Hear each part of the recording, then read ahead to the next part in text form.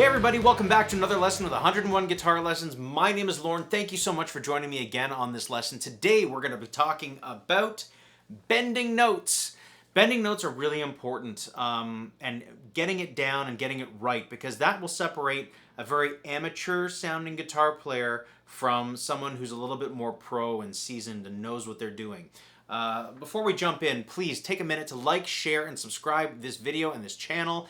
Every little bit of your support really helps, and I appreciate it. Let me know in the comment section down below if you have questions or if you have requests for other lessons. All right? Stay through to the end of this video where I give you a bunch of exercises to use to really get this under your fingers. But right now, let's just talk about the technique and how to achieve it, okay? So, bending notes. Let's use two positions of a minor pentatonic scale. If you don't know the minor pentatonic scales, well, that's a whole other story. Check out these videos right here. Get those under your fingers and you will really master the neck of the guitar in a blues or rock or country situation. Those scales sound great, and that's what we're going to use right here. So I'm going to assume you know it. Let's jump right in. Let's use the A minor pentatonic scale, first and second position. Let's take a close look. So here's first position, second. All right, they share these lines of notes, this group of notes, see? All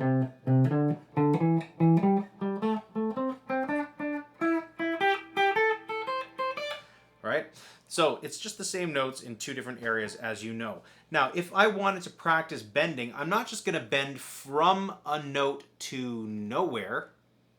All right, that's not how it works. You don't just bend a note, you bend into a note, okay? You don't bend out of a note. Always bend into a note. Bending out of a note is what sounds very amateur, and you usually are bending out of tune, and that's not what you want. You want to bend into a proper note of the scale that suits the situation. So in this particular example, we're looking at bending from a note on first position all the way up to a note in second position. Let's take a close look. So back to that A minor pentatonic scale. If I wanted to bend this note on the second string, all right, so that's the position. If I'm playing my fourth finger here on the 7th, 8th fret, 8th fret on the second string, I'm actually going to use my third finger for this. Usually I like to use very strict fingerings, but if you're bending, you want to use a stronger finger, and your fourth finger isn't usually the strongest finger to bend with. So I would use my third finger here. I would play that note with this finger, concentrate on pushing in this way, but with these two fingers, I would push up. Okay, so that's going to look and sound like this.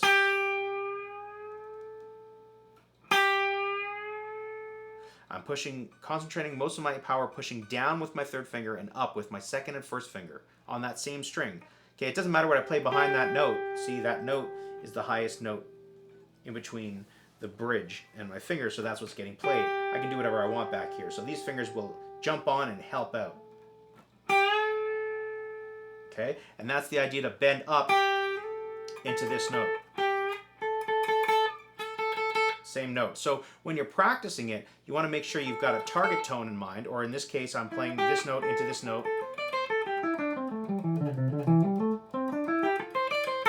This note right here, I'm bending here to here. If I'm a little flat, you can hear it. If I'm sharp, you can hear it.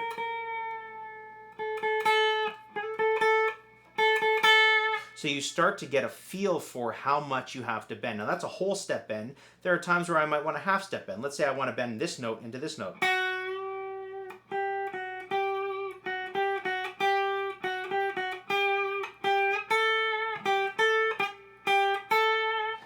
So I'm not aiming at targeting random notes. I am looking at specific notes in the scale that I want to hit, and I'm bending up into it, okay? Very important. So how I'm practicing that is I'm finding that note as a reference, and I'm bending into it. And if I go high, I'm like, oh no, that's sharp, that's flat. And I'm bending a little bit at a time till I find it.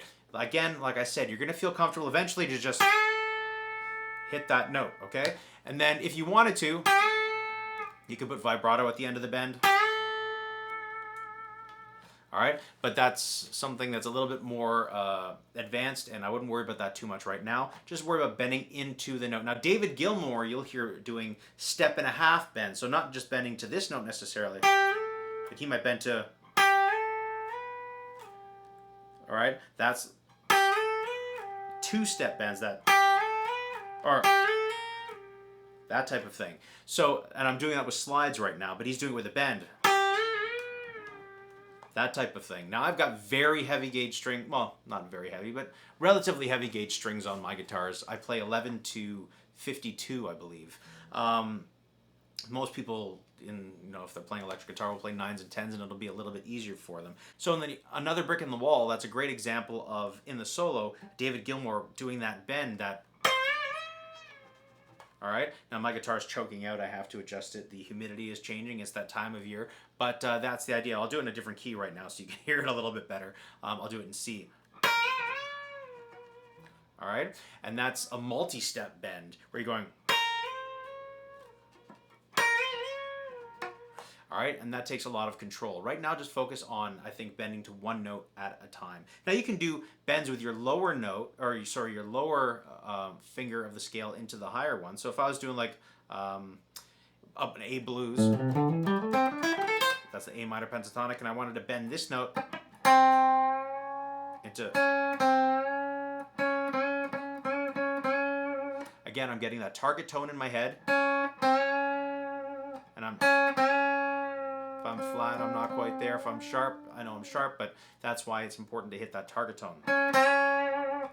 All right, and you can do a lot of really cool things. For example, if you were to play a half step lower than the note that you were supposed to play, let's say in the A minor pentatonic scale. See, I'm talking about this note again. If I wanted to bend into it from a note that doesn't really belong in the scale, that sounds kind of cool. Or so if I'm in that,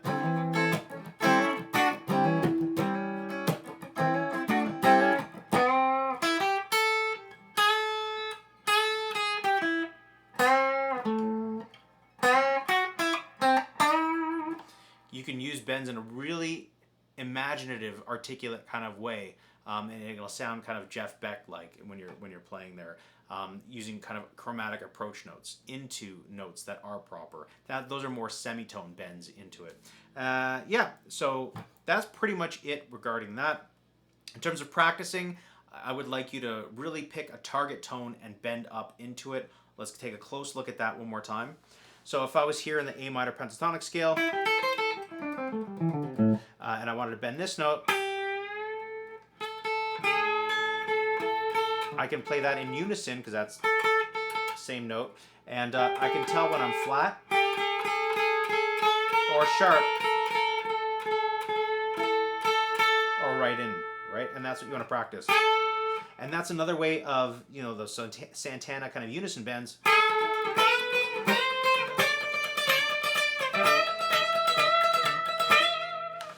That's how you achieve that sound. But there you go. If you want to practice bending this into this, any note that you want on any string. I'm just happen to be doing it on this string right now. Let's say I wanted to bend here on the third string, and I wanted to bend same note, right?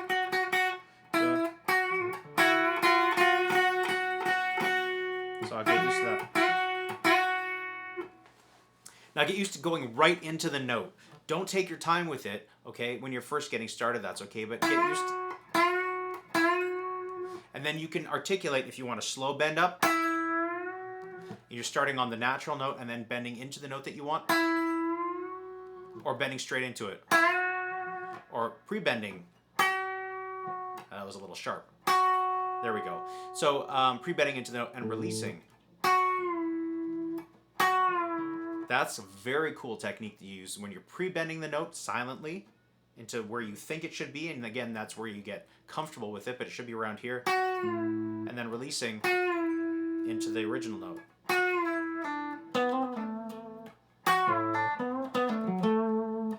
All right, so putting bends in your playing makes it sound really vocal.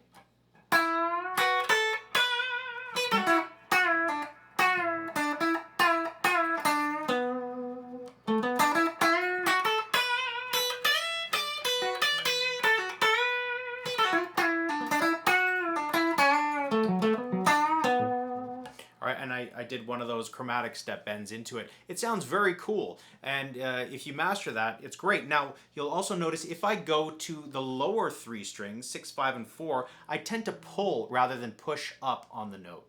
That's an important distinction because you kind of run out of space and you'll jump off the fretboard. So if I'm bending down here, I was in B minor there.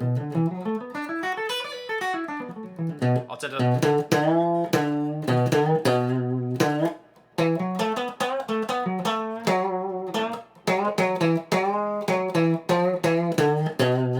I'll tend to pull down on the notes rather than push up. That's reserved for these 3 strings.